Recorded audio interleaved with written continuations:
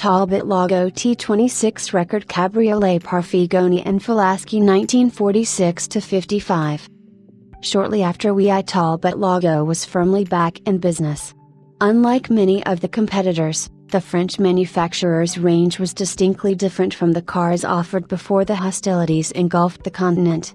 There were certain similarities between the T150 offered up to 1939 and the new T26, which was available in both road and racing car trim.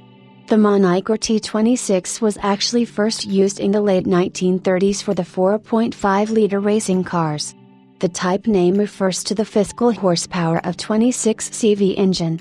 Before the 6-cylinder racing engine was offered to the public, it was extensively developed from 1942 onwards, which enabled Talbot Lago to offer its new range so quickly after the peace was signed. Other than the dimensions of cylinders and the overall displacement, little was retained of the first T26 engine. The most obvious change was the addition of a second lateral mounted camshaft. This made opening the valves in the hemispheric head a lot less complex than with the original single camshaft layout. The production version of the 2AC, or twin cam engine, was available with a cast iron head in the T26 record model and a lighter aluminium alloy head for the T26 Grand Sport. This second engine was also used in the new competition cars with twin spark ignition. The two production engines produced 170 and 190 bhp respectively. Both the record and Grand Sport models featured a similar box section frame, which was directly based on the pre-war models. There were distinct differences between the two, as the sportier Grand Sport chassis was considerably shorter, stronger and 150 kilograms lighter than that of the record.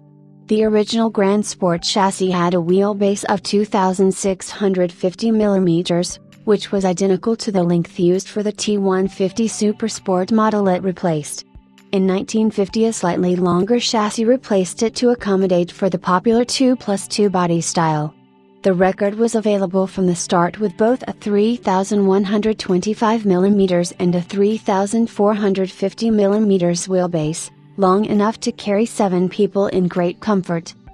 The record was introduced late in 1946 and the sportier Grand Sport was added to the lineup 2 years later. Talbot Lago offered their own works bodies for the luxurious record, but it was also offered as a rolling chassis for custom coach builders to body. There was no factory coachwork for the highly exclusive Grand Sport, which was the fastest and most powerful production car available. Production of the record lasted for almost 9 years, whereas the Grand Sport was replaced in 1953 by a modernized and slightly longer Grand Sport. This version was offered with a factory coupe coachwork.